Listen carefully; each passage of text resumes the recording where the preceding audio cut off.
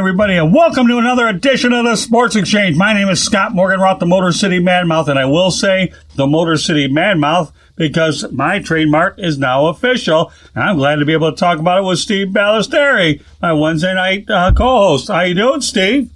Hey, it's great to be here, and thanks for the invite, as always, and congratulations on the trademark. Thank you very much. The invite's automatic with you, Steve. There's no doubt about that, but I appreciate that. It's something that, you know, my ex-wife Susan hit me with this nickname back in the 90s, and it stuck, and all of a sudden, thanks to my beautiful wife, Candy, she'd gone ahead and supported the idea, and all of a sudden, it's official on the broadcasting side. Now I'll be working to land another trademark with the public speaking and the writing, but the main thing that my lawyer says, you got the main one you needed in broadcasting. Now we'll graduate to the other T's. So with that said, Steve, I'm so happy that you're the first broadcast where it's official that the Motor City Madmouth is a government-regulated, make it official. There you go, a little tongue-tied there.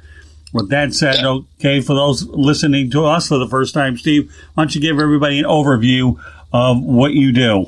Well, I recently moved to the state of Florida. I bought a place down here. I'm in Southwest Florida. So, and by the way, I didn't follow Tom Brady down here.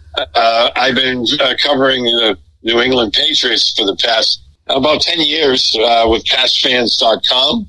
I've been writing for them. I do a podcast with them called Patriots 4th and 2. I do another podcast about New England football called One Patriot Place. And I also write about military affairs for SoftRep.com. So it keeps me off the streets and keeps me out of trouble. Amazingly enough, I know we've talked about this show in and show out, but you'll be covering Patriots games from a different perspective remotely.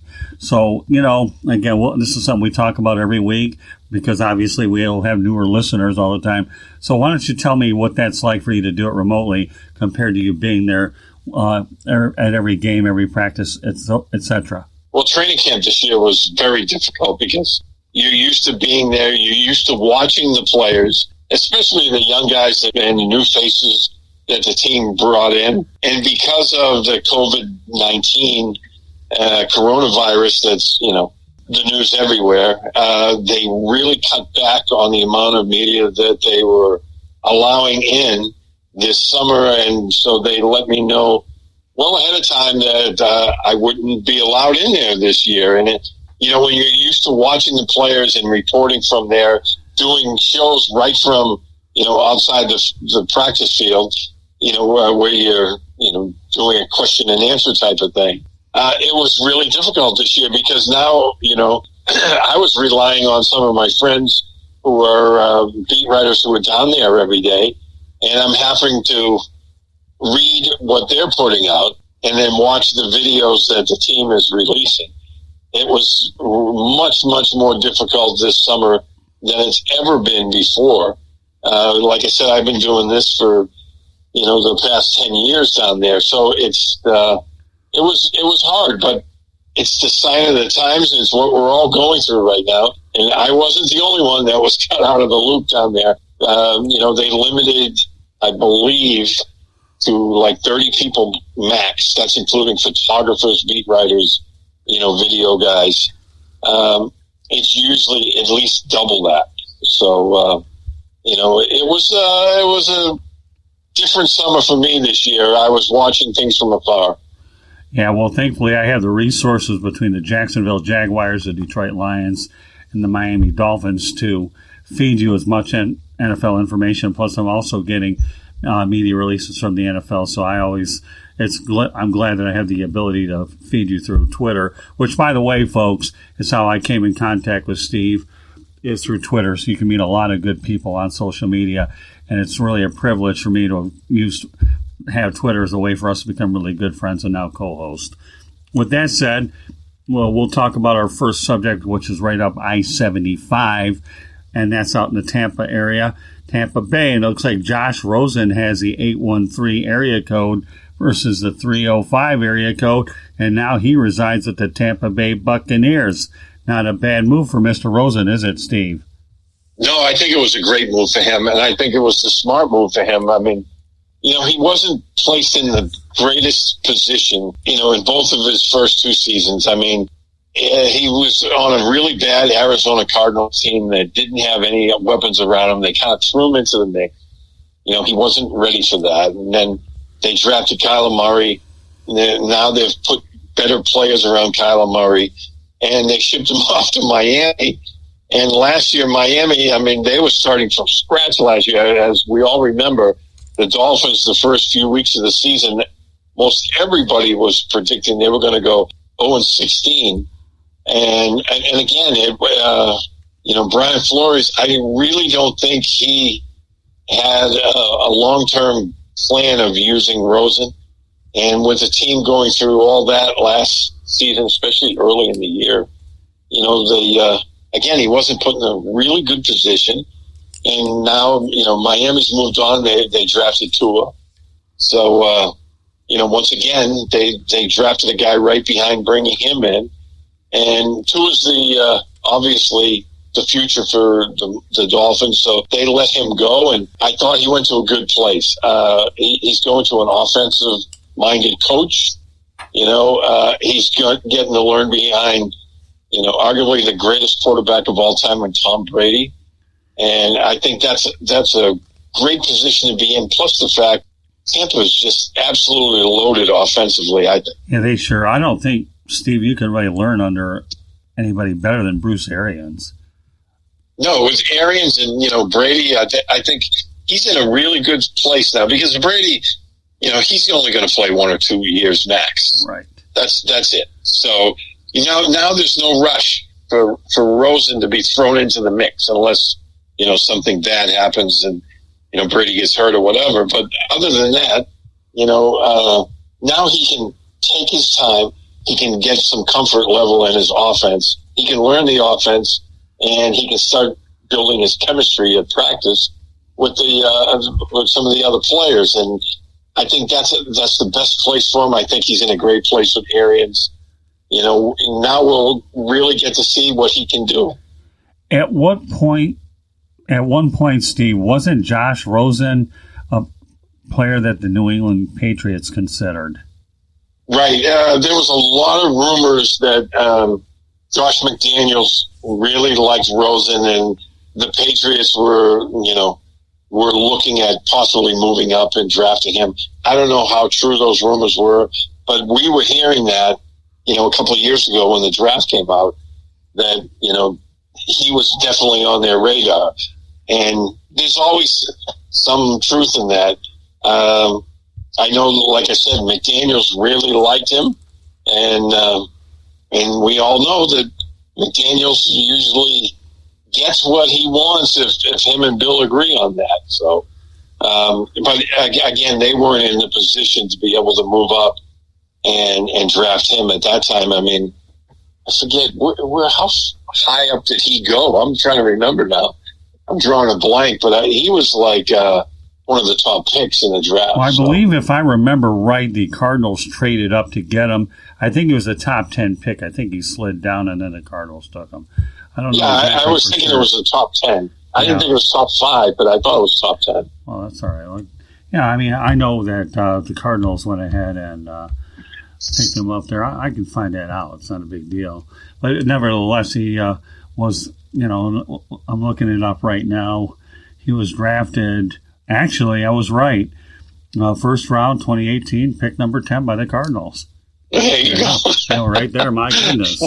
Yeah, I knew it wasn't top 5, but I was pretty sure he was in the top 10. So. Yeah, he was the number 10 pick in the first round by the Arizona Cardinals. So heavily came from UCLA. He was a good prospect there, but a lot of people weren't sure whether or not he had that football mentality or toughness to want to play there. And I know that's where the critics were out with UCLA. And up to this point, he hasn't gotten a good shake with the Dolphins or the Arizona Cardinals for sure.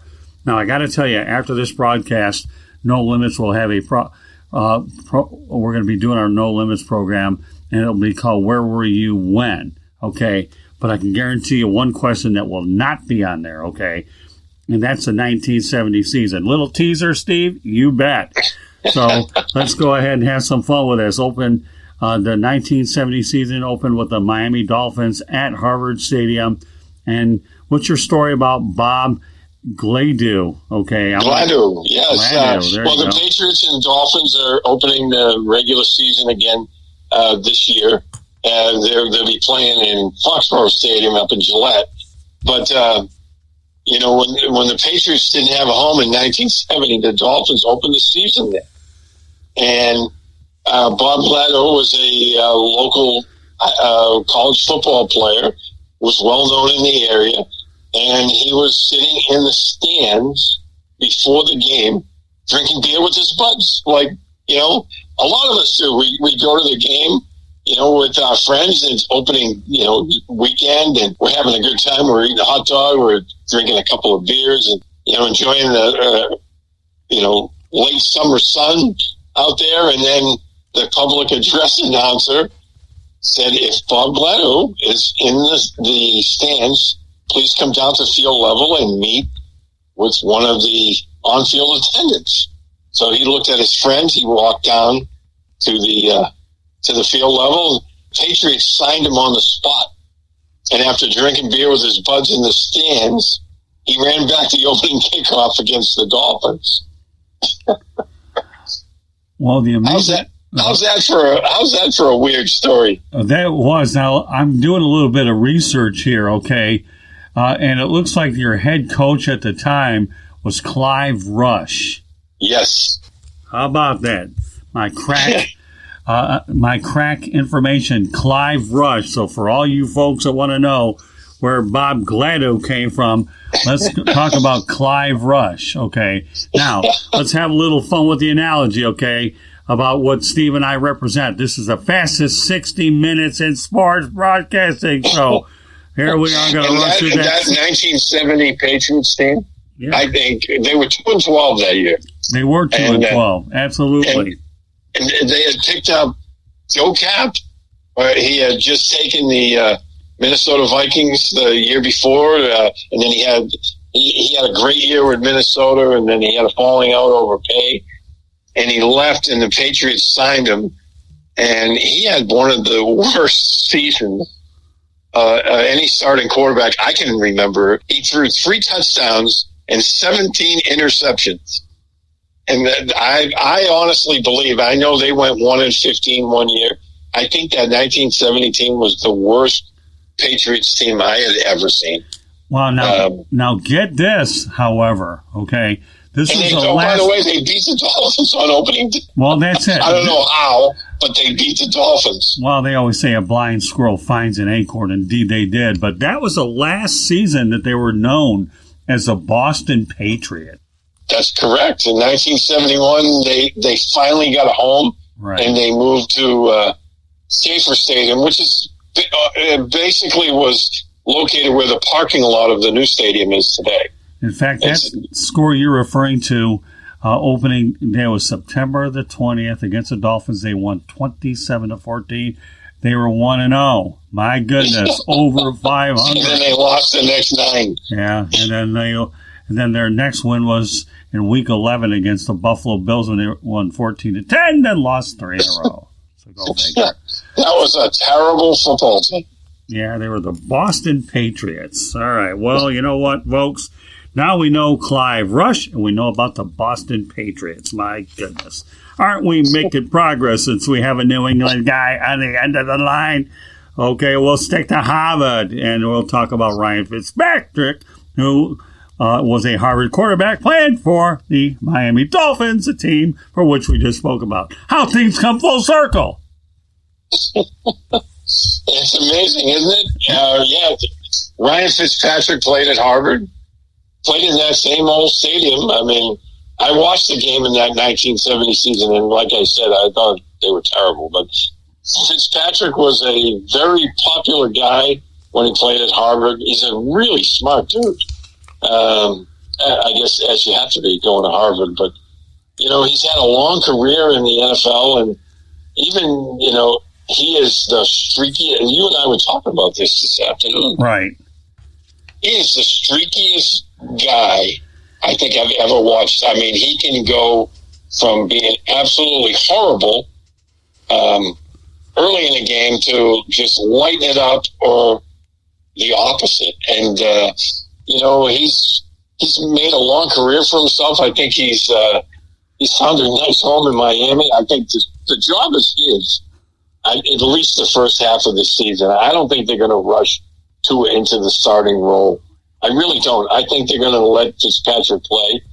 I thought he did a pretty good job for them last year, considering he was their leading rusher, wasn't he? Yeah, I believe he was. I do want to go back to that Patriots team, though, and I think it's so funny when we satirize the whole thing, Steve. Clive Rush quit midway through the season because of medical reasons. I'm wondering whether Maalox had anything to do with it, with the bad football team that he was watching that caused him to go ahead and have medical reasons. You never know. Had to throw that in there. But when we talk about medical reasons, they're not disclosing what it was. Medical reasons. It's open-ended. What is it? Yeah, that's a good question. I think he probably got an ulcer from watching that team. Thank you for reading my mind. You know what GMTA stands for? What? Great minds think alike. You heard it here from the Motor City Madmouth along with his tag team partner, Steve. There you go. Great minds think alike. And I know Steve will put it in his repertoire because when I ask him again next Wednesday, he'll remember it. Maybe he might even tweet it. Who knows? That's it.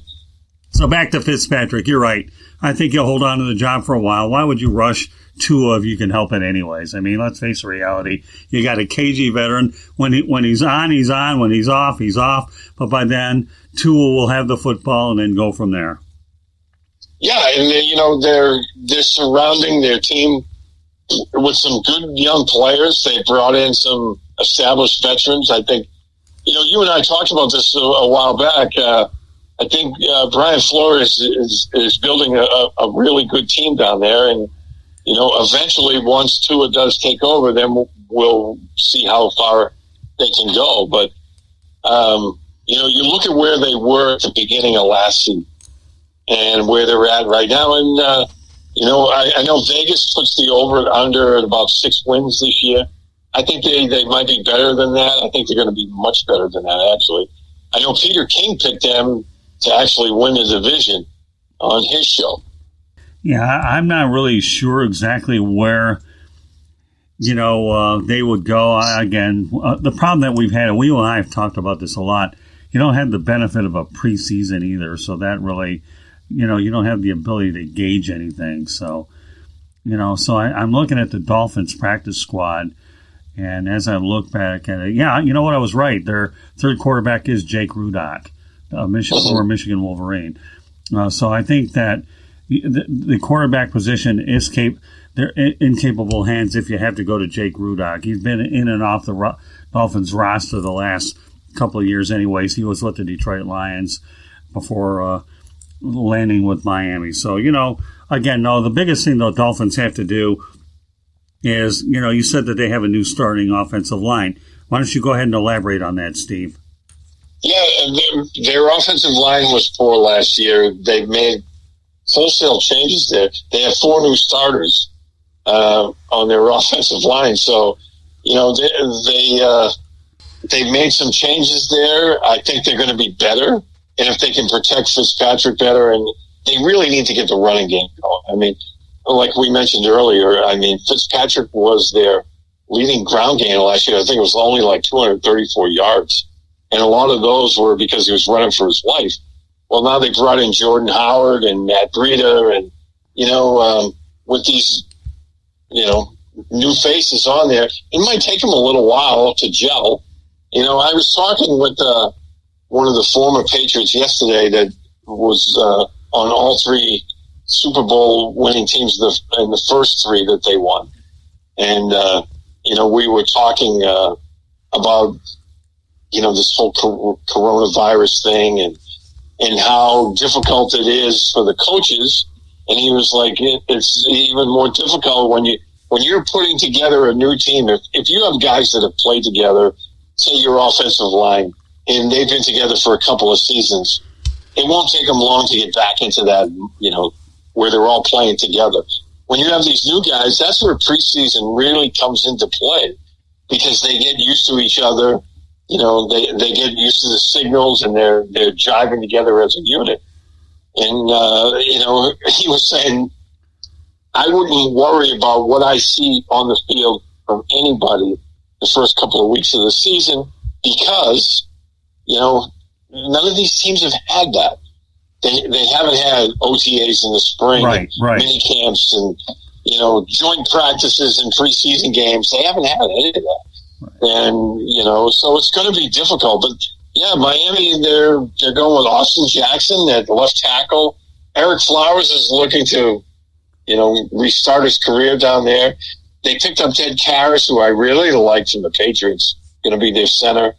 It looks like Solomon Kindy is going to be their right guard, and I think it's Jesse Davis, the right tackle. So, it's going to be interesting to see if they can get that running game going. The Dolphins weren't a bad passing team last year. Right. I think they were 11th or 12th in regards to passing yardage. So, they could throw the ball. They have some weapons on there. I think, if you get the ground game going, then it's going to make them a much better football team. All the more reason why you want to leave Tua on the bench for a while, because let me tell you, back in the 1980s, I covered the United States Football League. They had 18 games. You didn't know what your team was like for 2, 3, 4 games. The Michigan Panthers subsequently won their first championship, and they got off to a rough start. So, again, it takes you 2 or 3 weeks, and they didn't have the benefit of preseason games. So it's almost like the USFL back in the 80s for me all over again with the benefit with no preseason games. So I understand exactly where you're coming from. And I've been heard from lots of different people. It'll take 2, 3, 4 weeks to finally get an idea. If you're lucky to finish 500 with those first couple of games, you're doing pretty good. So let's take this over to Tagovailoa. I'm getting better with the pronunciation. I only have to use it. I only live in the area anyways, okay? It's probably just as advantageous for him to stay on the bench until that offensive line begins to figure out what type of a unit that it really is. Plus, it also gives him a chance to make sure that hip injury, you don't bring him back too quick, or you move to Jack Rudock a lot faster. And, again, there's some interesting quarterbacks that are out there, backups, and I won't get into any of those right now, but Rudock would be the most likely guy who I think would be elevated because he is the third, and there's familiarity with the Dolphins system. So let's talk about Tua. How good of a quarterback, Steve, do you think he can be in this league? I think he can be a great quarterback in this league. I mean, I love SEC football, so I watched Alabama nearly every week the past couple of years, and I watched him play. This guy I think he's a winner. I think he's going to be a really, really good quarterback. And it all comes down to, being in the right fit with the right offense. And of course, staying healthy. That's the big thing. You have to be able to stay on the field. And, if he can stay healthy, I think the sky's the limit for this kid. I really liked him. I think he can sling it. He's a winner. He played in a great program. He played against very, very good competition in college. I mean, you play for Alabama and Nick Saban, you're going to face the iron of college football almost every year. So, and, they always go deep into the postseason. So, I think he's battle tested. I think he's going to be a really, really good quarterback. And I like where they're taking this so far. They're letting him learn. I mean, again, we just talked about, no real preseason games and, no joint practices. Even training camp was really cut back this year. And so let him learn the offense. Let him get comfortable out there. Let that offensive line start to gel. And then, when the time is right, they'll know. And then they'll bring him on. I hope they don't try to rush it. Because that's, we saw what happens when they try to rush Josh Rosen in a couple of different places. And you don't want to see a young quarterback lose his confidence. Well, no question about it. You just alluded to it moments ago. You have the 2 running backs in Miami. Why don't you mention those again that they have? Because you need. Yeah, they picked, Jordan Howard came from the Bears and Matt Breida. I mean, those two, I think, is going to be a really good 1-2 punch for this Dolphins team that, they were so one-dimensional last year. They couldn't run the ball against anybody. And, now you have 2 good backs in there. It takes a lot of the pressure off your quarterback. And if you're in 3rd and 2, 3rd and 3, it makes the passing game that much more effective because teams have to respect the fact you can pick up that 2 yards on the ground if you so choose. So that's a big thing. And I think they're definitely heading in the right direction. I think people should be excited about where Brian Flores is taking this team. Well, again, Brian Flores comes from the Belichick coaching tree, but unlike other coaches that have come from Bill Belichick where they'll try to duplicate everything from the hoodie to the mannerisms, Brian Flores is his own person. But the one thing he does have philosophically is the New England Patriots have always had a solid running game to get those 2 or 3 yards. And therefore you only, you have a pretty good passing attack, but you do have to have both of them. I don't care what era of football, 70s, 80s, 90s, whatever, 2020.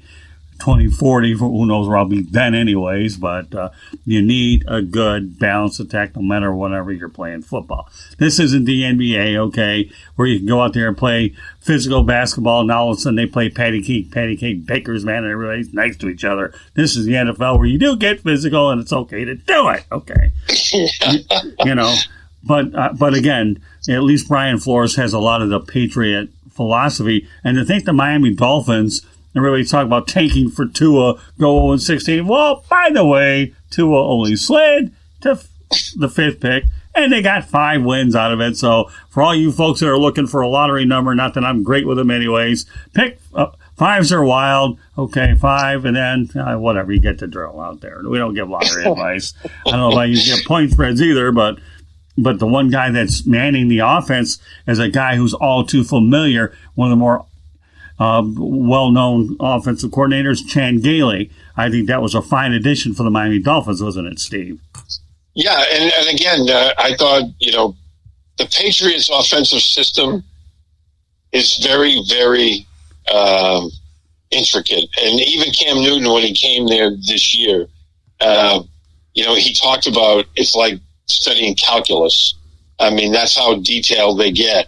So I thought last year, when Flores took over, he took Chad O'Shea down there, who was the Patriots wide receiver coach.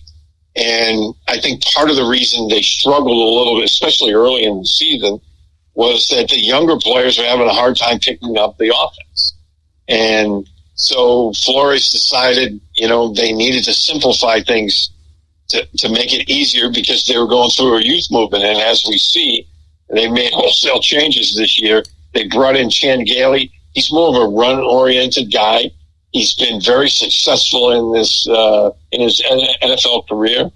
I think, again, it was a smart move. They're going to play probably a little faster this year because they don't have to think about it. And one of the things that we heard from players all the time with that offensive system, that Erhard-Perkins system, that New England ran, that Miami ran last year, is that, you have to think about what you're doing when you're a young player, and it slows you down. Whereas once you finally get it, then you can play to your speed. And I think that Flores saw that last year, especially knowing they were going to make a lot of changes, and they have a lot of young guys on this roster now. So bringing in Chan Gailey, I thought was a great move on their part, even though he's been out of the league for a while. I think he'll really help with the development of Tua as well. Well, let's talk about the particulars on Chan Gailey while we're at it. He was the offensive coordinator for the Pittsburgh Steelers in 1996-97. I'm only talking about his offensive coordinator job. I'm not getting into the head coaching, although he did the job after that was the Dallas Cowboys head coach. In 2000 and 2001, he was the offensive coordinator for the Miami Dolphins, in 2000, 2001. And he actually was the head coach for Georgia Tech from 2002 to 2007. Everybody thought enough of him. His offensive skills at the Kansas City Chiefs in 2008 hired him as the offensive coordinator. And when you become an offensive coordinator, you land another head coaching job, which took him to Buffalo, where he was a head coach there from 10 to 12. And if that wasn't good enough, let's stay in the state of New York and become the offensive coordinator for the New York Jets from 15-16. And where is he? Like every other snowbird, back to Miami for the offensive coordinator in 2020. So, do all of us retire here? I don't know. And if you really want to go even deeper back, okay, why don't we talk about the fact that, he was with the Denver Broncos back from 85 to 86 as tight end special teams coach. And he's with, and he was a quarterbacks coach in 1988 for the Broncos. So he spent time. And here's a little trivia question. He was a head coach from 1991 to 1992 of the Birmingham Fire. The World League of American Football. My goodness, I swear. This guy is a worldly kind of guy. But how does a guy like him stay in the league and stay in football that long? Where am I going with this, Steve? Brilliant offensive mind. And just think about it, okay? He's only 68 years of age. But it doesn't seem that way when you look at the amount of stops that Chan Gailey has made. Again, to be an offensive coordinator in numerous places and a head coach somewhere along the way, that's pretty good work. Oh, yeah. And, you go back to, all the work he's done. And I remember, one of the things I remember most about him was in Barry Switzer's last year in Dallas, that team was really struggling. And I remember they brought him in, I think it was 1998, I believe, and then they made the playoffs, in both years. So, he's been a successful coach.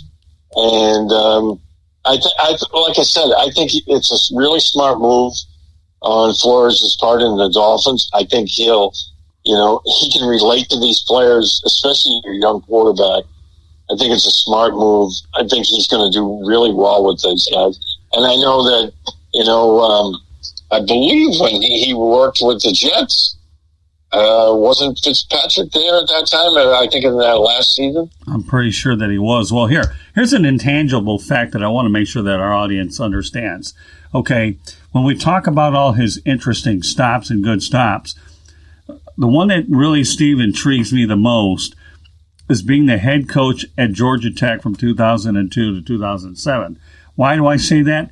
Well, he's worked with a younger quarterback from 02 to 07 for 5 years. A la Tua Tagovailoa, young quarterback. Get the drill? Yeah, absolutely. And again, when you're a college coach, it's obviously different than in the NFL. But at the same time, he has that background where he knows how to relate to these young guys, and he knows how to talk to them because they need hard coaching, but at the same time, you don't want to ruin their confidence level. So he had some success at Georgia Tech, but again, they played in a tough conference at that time with the ACC. Exactly, so, yeah. He comes from a major, as we call it these days, a Power 5 conference, and he was there 5 years. Yep. So, yeah. So they had a winning record every year he was there. Right. Again, everybody knows that Georgia Tech isn't the power the University of Georgia is by any stretch, but Chan Gailey to me is a seasoned coach and a very good hire for Brian Flores. And it's all about, as they say in Gridiron, simplify the playbook, and that's exactly what they're going to do. So, KG veteran and Ryan Fitzpatrick, Tua Tagovailoa, just don't rush the guy, make sure he's completely healed, and then you bring him out there as time goes on. So with that said, okay, now that Chan Gailey deserves, if he ever needs an agent, he can just call Scott and Steve, and we'll be more than happy to negotiate his next contract for him. Absolutely. Yeah. Hey, no problem. So, we can work off of we'll work as in tandem here. We'll give him a reasonable rate, right, Steve? And we'll even throw in a dinner over at Culver's too if he's interested, and he can have all the butter burgers on the planet. That's it. The cheese curds, buddy. That's it. Don't worry. Don't worry, Steve, that when Candy and I get out there, you're going to make sure you definitely go back there and have those cheese curds, and you're going to say, holy Toledo, why didn't I have them in the first place? Well, your co-host gave you the high-pressure sale to have them this time, so go figure. What can I tell you? So with that said, let's continue to stay up I-75, Steve, okay? Now we're going to talk about Leonard Fournette. with Tampa Bay. And you know what I think was pretty interesting about Leonard Fournette is he talks about playing with a real quarterback, Tom Brady. Okay, my goodness. But when you think about the quarterbacks that Leonard Fournette has played with, Gardner Minshew, Cody Kessler, Nick Foles, and Blake Bortles, who, by the way, is still a free agent as we speak right now. He was with the Rams for 1 year, and he's still looking for work. Pretty hard to argue against Leonard Fournette that he didn't have a whole lot of stability under center in Jacksonville. No, he didn't. And, it looked like for a very short amount of time that the Jaguars had turned the corner. I mean, you go back to that 2017 season, they had a really good running game with Fournette.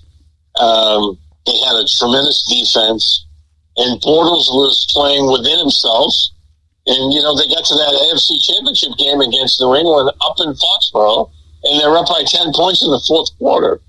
Now, things happened. They couldn't hold on to it, but it seemed like that was a team that was primed, that, was going to be around for a while. And then the wheels kind of fell right off of that group there. Then they started cleaning the house. And, Fournette, I always liked this guy. I think he's one of those, he's a battering ram. And, when you get the lead in the fourth quarter, he's like the closer in baseball because you just keep feeding him the ball and you're going to close out the game. I think he's in a great place right now because they have a lot of offensive weapons and, he's in a great place with Brady and offensively that team looks really, really good right now. And I know Fournette is beside himself because he's very happy. And I think he's going to approach this season as a whole new beginning. Well, I saw him play the last few years in Jacksonville. In my opinion, I like Leonard Fournette. I've seen a lot of great running backs over the years, too. Of course, I was spoiled by Barry Sanders. Nobody comes close to him anyways. But Ricky Williams was a pretty good running back. The only problem with him in Miami was the guy simply got beat up under Dave Wannstedt. But Leonard Fournette, to me, it sounds like to me the only issues he had were with the front office and the direction of the team.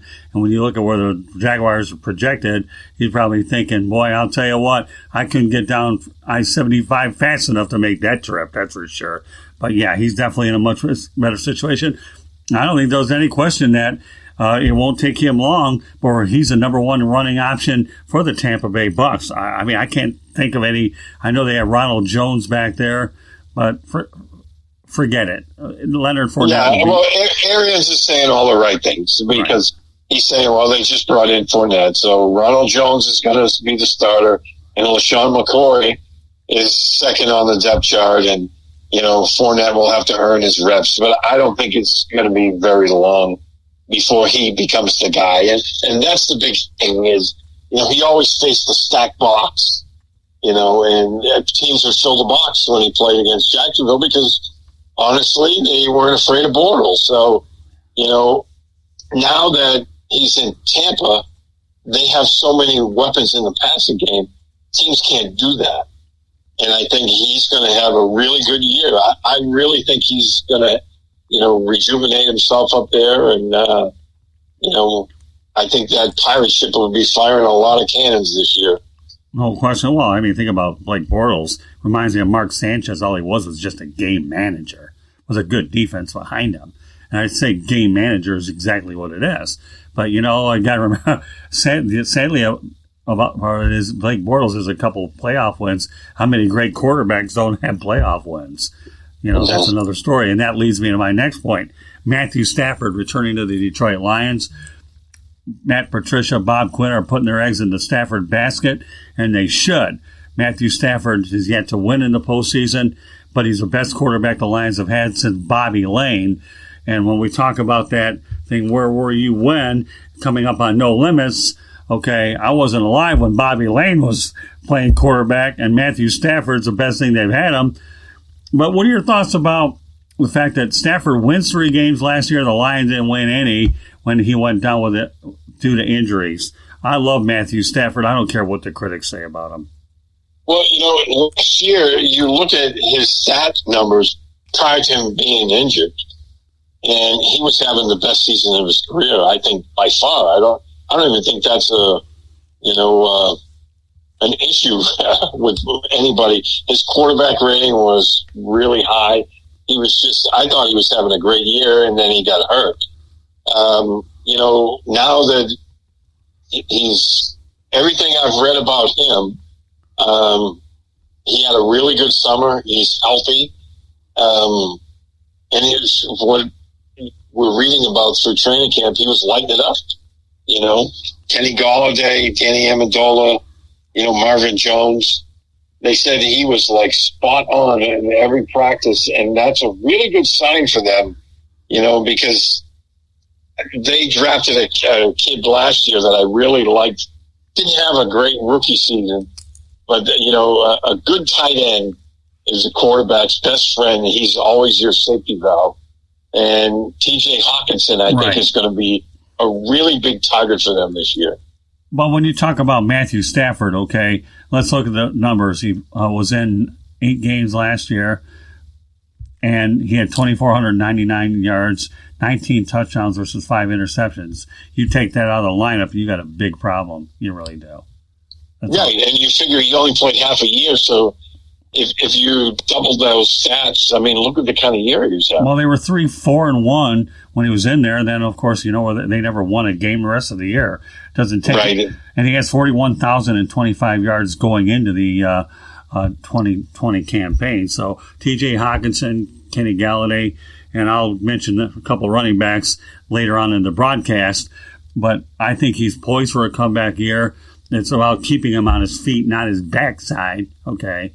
And because I love the different throwing motions that he has. He can heave it downfield, and then he also has that little sidearm motion. If he's getting sacked, he just flick it sidearm, and then he'll find somebody wherever he can find them. So. Yeah, some of those sidearm throws you always look at, and you see it on highlight, and you're like, wow, because it doesn't seem natural for an NFL quarterback to be throwing those, but he completes them.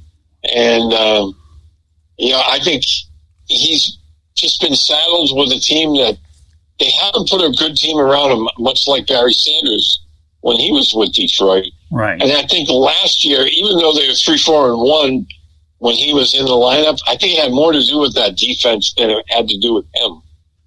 Well, the thing that people have to understand about Stafford, Steve, is he's only 31 years old.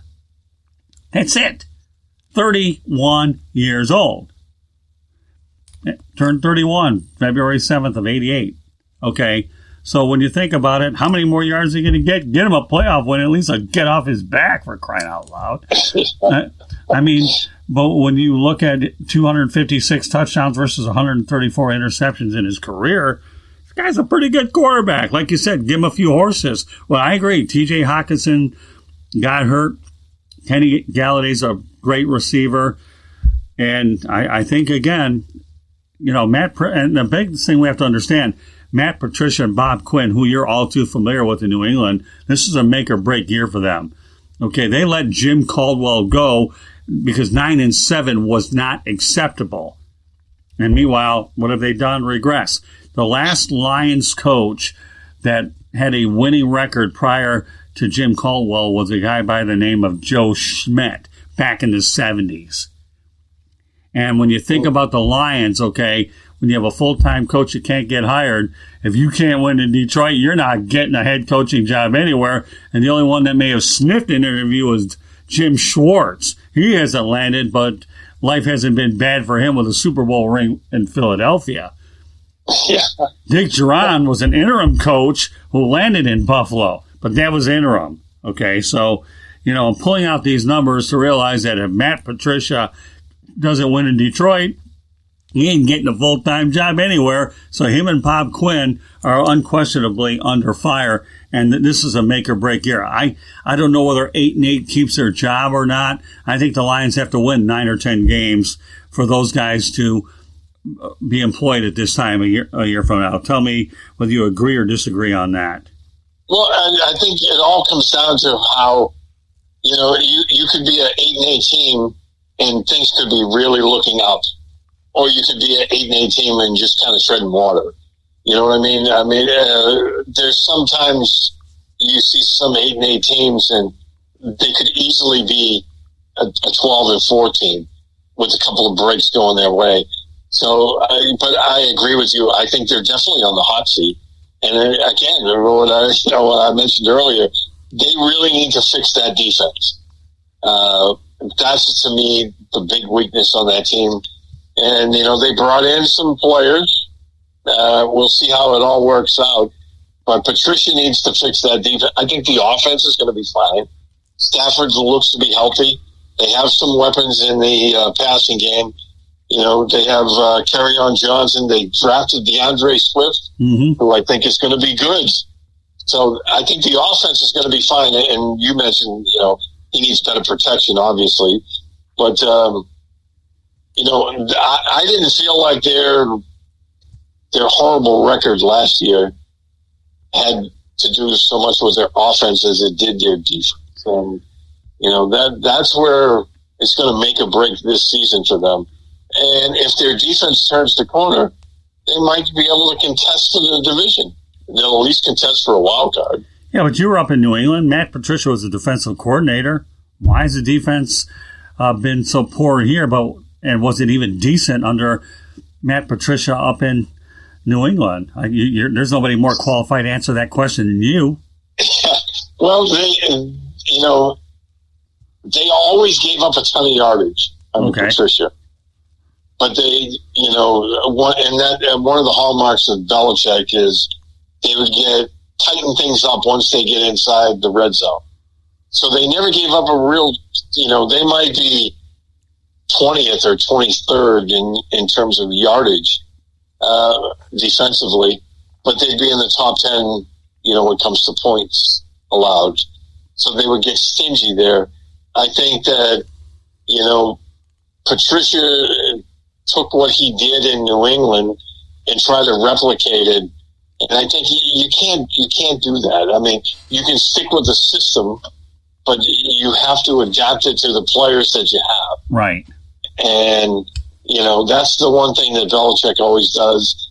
And one of the things I've heard him say when he talks to scouts, don't tell me what he can't do. I don't care what he can't do. Tell me what he can do. And then we're going to find a role for him by, playing to his strengths. Well, that was Don Shula's philosophy when I worked with Coach Shula back in the 80s. That's what he always told me, focus on their strengths, not their weaknesses. Now, if I'm hearing you correctly, though, are you telling me that Matt Patricia had a bend but not break philosophy? Oh, yes. Oh, yeah. Yeah. Yeah, well. and used to infuriate the fan base, with the bend but don't break philosophy, because they've been clamoring for years that they wanted to see more aggressive defense. And last year they played a little bit more aggressive, at least early in the year. They weren't as aggressive later in the year, but we saw more of that. And the defense last year for New England was really good. They had trouble stopping the run, especially late in the year, but their pass defense was second in the year. Points per game, they were number one. Total defense for yards last year, they were number one. So, yeah, well, I mean, the only thing that Patricia's done to win a few people were the fact that when we had this issue with Jacob Blake, that I give him a lot of credit for canceling practice and trying to stand up for what they believed in. And I think that was not only a good idea that a lot of teams followed, but it showed that he was trying to connect and bond with his team. Well, that's all well and good for brownie points, but Detroit, they're not looking for brownie points. They're looking for those things called W's. And lately, under his regime, they've been far and few between, that's for sure. Yeah, and it's the NFL is a production-based business, and as we all know. And when you're winning, everybody loves you, but you start to lose, and you find yourself on the hot seat pretty quick. Oh yeah. I mean, without a doubt. You're talking about his head coaching record in the 2 years he's been with the Lions, and again, you replaced Jim Caldwell in 2018. They were 6-10. 19, they went from bad to worse. 3-12-1, 9-22-1 with a 297 okay, you'll be lucky to buy some food off the dollar menu because you're not buying a good hamburger with that kind of. You can't even afford a butter burger over at Culver's with that kind of a record. There'll be no cheese curds in that. No, not at all. Not at all. So, all right, let's revert back to the Miami Dolphins. We talked earlier today about the Miami defense, the linebacking, and the safeties so that they can stop the run. Why don't you go ahead and elaborate on what it's going to take for the Dolphins defense to try to keep their offense in games, knowing full well, Ryan Fitzpatrick is streaky, Tua is an unknown commodity, and you hope the running game is adequate depending on the receivers. But let's talk about the Dolphins defense. Yeah, last year they were porous against the run. I mean, I was researching the game for this week, and last year they gave up an average of about 135.5 yards a game. It was 27th in the league, and they were bad against the run. I'm still not sold on their front three for run stuffers, but they revamped their linebacker core. They brought over Kyle Van Noy and Landon Roberts from New England. The other thing they didn't do well with was rush the passer. Now they have Shaq Lawson. I think their linebacking core now with Jerome Baker, Van Noy, Roberts. Shaq Lawson's listed as a linebacker, but a lot of times he'll be lining up with his hand in the dirt as a pass rusher. They should be a lot better this year in that aspect. And defensively overall, Xavier Howard is back at corner. They brought in Byron.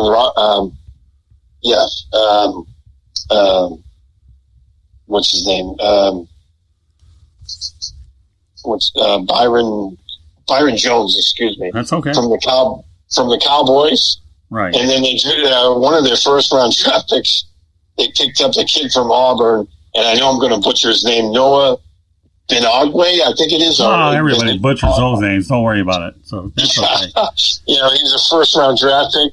I think they're going to be difficult to throw the ball against this year. If their run defense can hold up and it can be better than it was, their defense should be much, much better because they were terrible last year defensively. So, they were 32nd in points allowed. Their pass defense was 26th. Their run defense was 27th. They were 30th overall in yards allowed. I mean, that's not going to get it done. So, they've made some wholesale changes there. I think they're going to be much better. Their front three will have to obviously play better, but I think they have good linebackers backing them up. And that secondary looks to me to be really solid. They have Eric Rowe and, who's the other safety? I'm drawing a blank right now. Eric Rowe and can't help you there. I'm drawing a blank too. Don't worry about it. Yeah, but it's a good group. I mean, I think their secondary is going to be much better. Bobby McCain, that's who safety is. So I think their secondary is going to be good. If they can get after the passer a little bit better than they did last year. I think last year they only had like 23 sacks, so. They'll have to improve there. They have to pressure the opposing quarterback. So we'll see what happens. But I think defensively, again, they've made some big changes. I think Flores has a good grasp on what's going on there. I look for Miami to be a much better football team than they were, at least in the beginning of last season. I know they finished the season strong down the stretch. Right, they were 5-11. I'm going to ask you. At the end of the broadcast, here's what I'm going to do. You and I are going to make predictions on the Lions, Miami, and New England. Just record-wise. Okay. And I can talk about playoffs, but just talk about record-wise. So I'll give you some time to prep on that one. How's that sound? Okay? Sounds good. So, with that said, the Lions did bolster their running attack by adding Adrian Peterson. Now, I know DeAndre Swift was banged up a little bit during training camp, and we know that Kerryon Johnson has always struggled with injuries. What are your thoughts about the pickup of Adrian Peterson, knowing that he's been reunited with Darrell Bevel, who coached him with the Minnesota Vikings, albeit, he's not the same running back that he was with Minnesota, but the familiarity certainly factor, as I always like to say, when you bring a guy in, certainly enables you to make a much more direct evaluation. Yeah, I think, that's a big thing for him. And plus, it's going to put him at ease because he's playing for a coach that knows him, knows what his strengths are, knows how to use them. He is getting a little long in the tooth.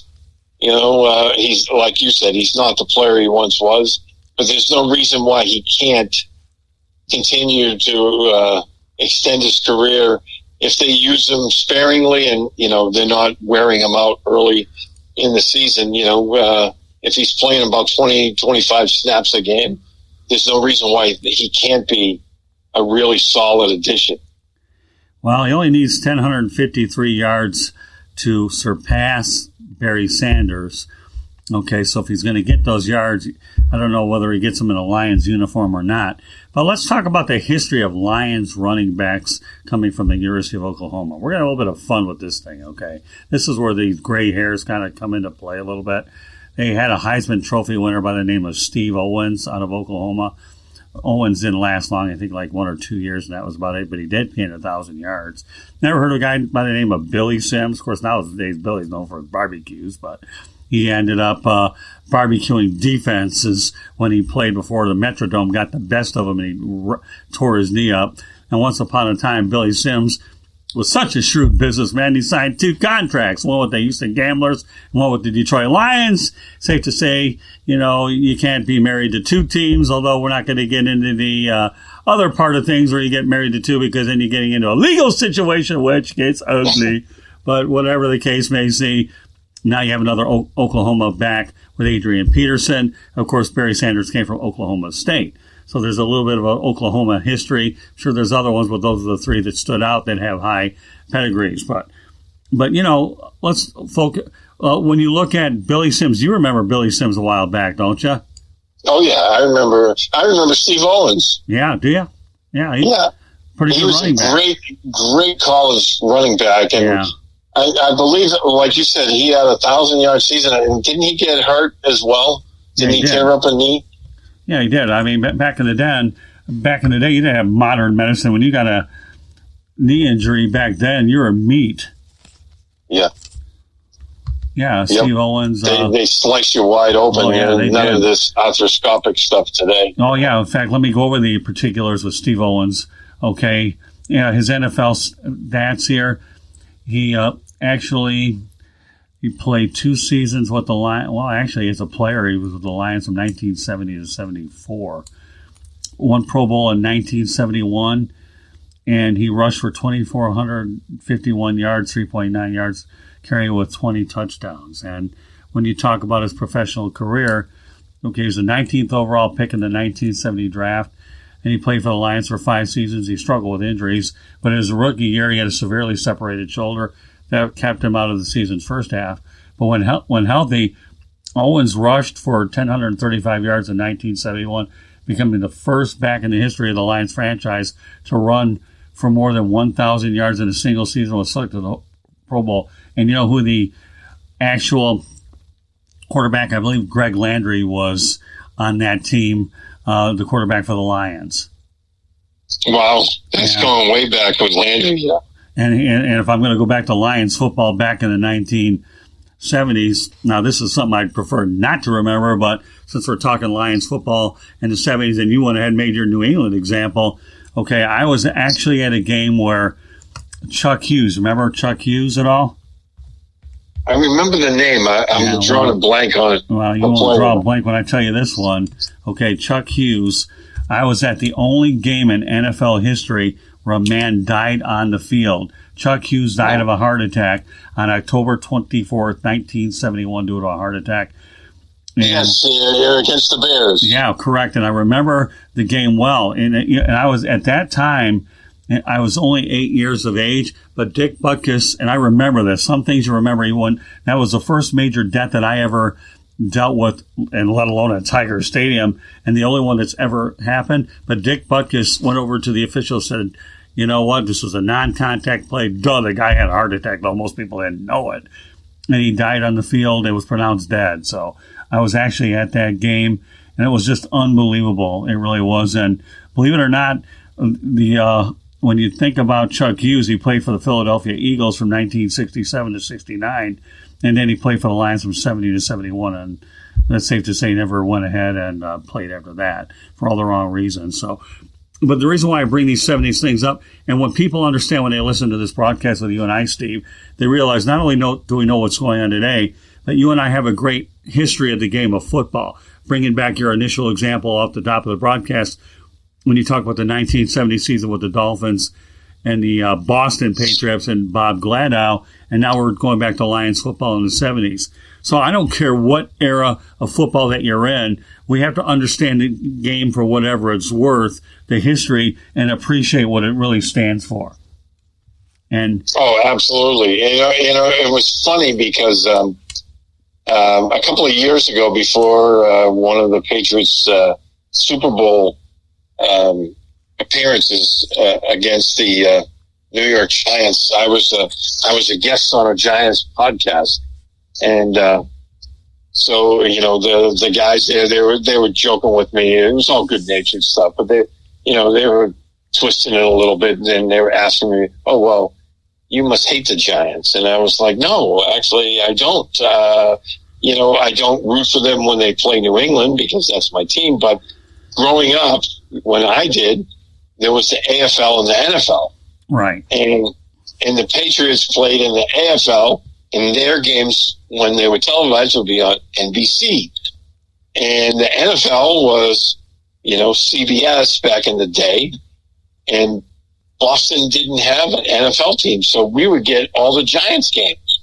So I grew up, when I first started watching football, I rooted for two teams because there was two leagues. I rooted for the Patriots because they were the home guys, and I rooted for the Giants.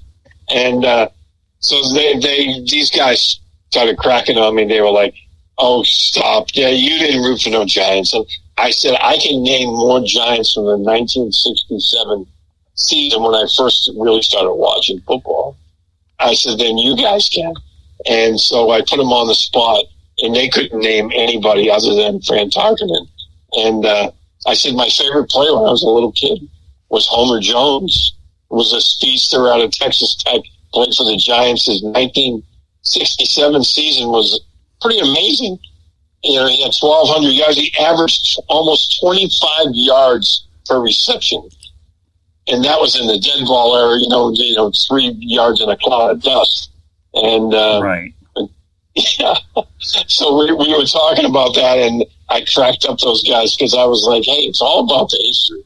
It's all about how the game, has changed. And, you have to respect that history and the players that played it. Back then, it's a different game today. Well, that's what I want a lot of our listeners to understand, that Steve and I aren't just talking about today's game. There will be times during the course of our broadcast that we're going to go out there and bring up historical significance. Now, I will go on to tell you that I ended up writing a story on Chuck Hughes and came across a family member that thanked me for remembering Chuck Hughes, even though I was at a younger age. So it was really neat. We exchanged a few messages, and it was kind of neat that somebody, again, Google, people can find you anywhere you want on Google. And it just so happens Chuck Hughes' name came up, and those people located me. And I was more than happy to have a little bit of contact with them later on. And, you talk about your AFL story. I'll never forget. Now, I'll tell you what, laugh about the Detroit Lions that people want, but thanks to them, I've actually covered 4 Super Bowls, even though they've never been to one. To have the recommendation of a team that you covered is really unbelievable. Nowadays, the requirements for Super Bowls has changed. It's hard to be able to do it because there's so much more media. But back then, you had to have a good relationship with the team, and then they went to bat for you, and it was a lot easier to get it done than it is nowadays, which is very hard. That'll be for another conversation. But my point was that one of the Super Bowls that ironically was in Jacksonville, I actually went ahead and came across Congressman Jack Kemp, who was actually, I believe, picked by the Lions and ended up playing for Buffalo. When I told him I was from Detroit, Congressman Kemp was great, and he gave me all the time I needed at the Jacksonville Convention Center. So it was unbelievable how things came up. And the irony was the New England Patriots beat the Philadelphia Eagles. I don't know if you were at that Super Bowl, but I covered that Super Bowl. It was unbelievable. One of the most unbelievable games I've ever seen. Then again, 4 Super Bowls are always unbelievable anyhow. Yeah. Unbelievable. No, I wasn't at that one. I was at that time, I was still working as a contractor for the military, so I was watching it on television, but that was a really good football game, wasn't it? Well, now you know your co-host was there. My goodness, I can't imagine how many more stories we're going to exchange when we finally do this. And by the way, just so you know, in future broadcasts, Steve and I will be doing this broadcast through Zoom, so you'll be able to find it out through the South Florida Tribune YouTube channel, and we'll also get that up on Facebook as well. That's in the coming weeks we'll be working on that. So all in all, you feel that the pickup for Adrian Peterson by the Lions is a pretty good move? I do. I think it can't hurt them. And again, with Swift coming in, they have Kerryon Johnson. They don't have to overwork Peterson, so you can pick your spots of when to put him in. And he's going to come in with some fresh legs, and it might prolong his career a little bit. Well, now the Lions have had bad luck in the running back department. They drafted Kevin Smith out of Central Florida, who had rushed over 2,000 yards with Central Florida. Javid Best, they ended up picking him out of the University of California, got hit with injuries. And then Amir Abdullah just simply couldn't hold on to the football. So it's not like they haven't made an attempt to get running backs. They just haven't quite worked out well. So as one more thing we get to before we go ahead with predictions is we have to address COVID-19 numbers. And testing from August 30th through September 5th, there were 17,519 tests administered amongst 2,641 players and only one confirmed positive test.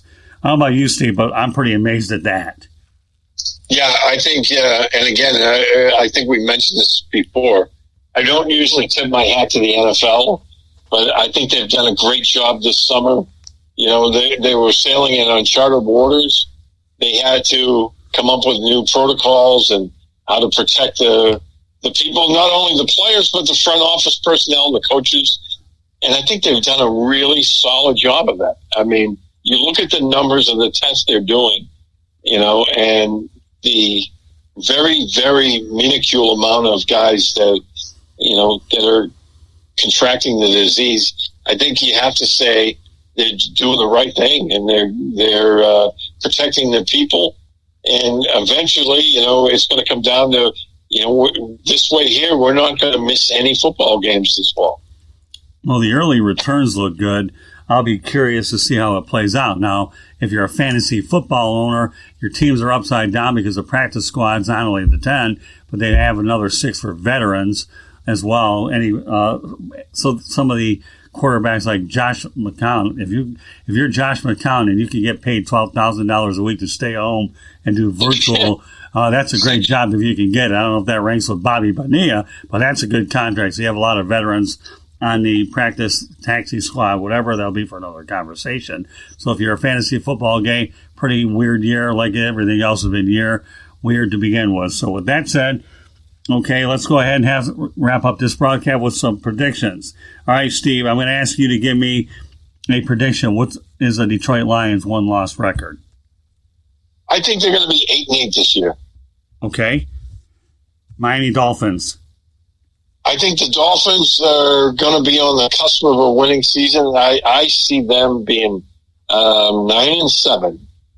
New England Patriots. I'm going same record, 9-7. All right. Well, I had mine written down before you even mentioned it, so here's where I'm going. Detroit Lions, I agree with you, 8-8. Miami Dolphins, I'm still going to go 8-8, but headed in the right direction. And I'm going to actually give the New England Patriots a 10-6 record because I think Cam Newton gets me the extra win. I have a gut feeling. I don't know why. The guy's playing on a one-year deal, and he's very reasonably priced, okay, and he's playing for that next contract and hopefully the opportunity to continue playing for New England. So I'm going to give the I think they're going to be in a lot of rock fights this year, and I think, they could finish anywhere between, I think, 11-5 and 6-10. And depending on how the cookie crumbles for them in some of these close games, I think, we're going to see a ton of those this year. And they're playing a very tough schedule this year. Well, I think their schedule is tougher because everybody figures that the Dolphins are going to be better. The Buffalo Bills are looking pretty good. I don't know how much more improved the New York Jets are, but when two of your biggest rivals look like they are headed in the right direction, then your numbers could very well easily be better than mine. So you and I, well, let's face it, my number is 10-6, yours 9-7. You're only talking a game difference to begin with. Yeah. Now, the question is 8-8 going to be good enough to say Matt Patricia's job or Bob Quinn? I don't know. Depends, like you say, if they look good doing it or they look bad, whether they get in the playoffs, TBD. We can't give it all to you tonight, but we feel like we've given you an awful lot. With that said, okay, Steve, look forward to doing this broadcast every week with you. Wednesdays of the night we have set aside. We do that in the middle of the week to give you fans out there an opportunity to think about what we said, digest it, and go from there. Then we can go ahead and compare everything the following week. With that said, Steve, why don't you let everybody know how they can get a hold of you, and I'll do the same. The floor is yours, Steve. Well, thank you for having me, as always, and I appreciate it. You can find me on Twitter at SteveB7SFG. I write for PassFans.com. I also write for SoftRep.com, which is a military news site, and I cover current events and military affairs. So, if that's your cup of tea, then you can find me there as well. I actually tweet for both off the same account, and confuses people at times, but, those people that have known me for a while know the difference. Very good. Well, Mike, just so you know, folks, my name is Scott Morganroth, and I am officially the Motor City Madmouth, unofficially the Motor City Madmouth, but it's nice to know that the government agrees with me, finally. Okay. With that said, okay, you can hear the Sports Exchange through Apple Podcasts, Spreaker, Spotify, iHeartRadio, Google Podcasts, wherever you get your podcasts. Everybody says I talk too fast. Probably agree with them. So say it again. Apple Podcasts, Spreaker, Spotify, iHeartRadio, Google Podcasts, wherever you get your podcasts. To reach us, you can reach me at Twitter. Follow us at the @ Tribune South, at Tribune South, Facebook, South Florida Tribune. Please like that page. Instagram, South Florida Tribune. YouTube channel, South Florida Tribune. Please subscribe to that. In the future, you'll see Steve and I visually, okay? And we're going to be adding a lot of shows as well. So South Florida Tribune. And our website, www.southfloridatribune.com. You'll find that we have a lot of copy coming from our writers, our broadcaster there, as well as our media distribution partners. You can email us over at southfloridatribune@gmail.com. And finally, you can reach me on LinkedIn at Scott Morganroth. Before we end the broadcast, Steve and I can both agree that we ask everybody to take COVID-19 seriously. Social distance, mask up, and do all the right things. Use common sense and common courtesy. This is a virus that that will kill anybody. The deaths don't lie, and we have to be on the front end of this whole thing, because until we actually have, the opportunity to find a vaccine, which will hopefully go ahead and make some sense of this whole situation, don't take it lightly. Steve and I are doing things a lot differently because of COVID-19. He's not going to be able to cover any games, although living in Southwest Florida, was he probably going to be missing anyway, so it doesn't matter. Me? Well, I don't know how many games I'll get to. I'll cross that bridge when I get to it. But either way, we look forward to bringing you this every week, regardless of how we get our information. We just want to know that you're going to get it thoroughly, and then we're going to give you our best shot. Any final thoughts, Steve? Well, again, thanks for having me, and I agree with your sentiment there. I mean, people need to take this stuff serious. Wear your mask. No one likes wearing them. I don't like wearing it. But, let's keep everyone safe. Let's keep everyone healthy, and let's enjoy football season. All right, well, on behalf of Steve Balestrieri, my name is Scott Morganroth, Motor City Madmouth. Thank you for joining us. Up next, we have No Limits. And the one that will be on deck will be Candy Ebling. And the topic of the night will be, where were you when? Well, Steve and I were kind of tipping our hat a little bit. But once again, I made my Bob Glado reference of the night. And I didn't even know who Bob Glado was, but I'm glad that I had an opportunity to have some fun with you leading up to the broadcast, and I'm glad I'm going to have an opportunity to continue these broadcasts with you, Steve. So once again, on behalf of Steve Balestrieri, my name is Scott Morganroth, the Motor City Madmouth. Thank you for joining us. We will see you next week. Good night, everybody.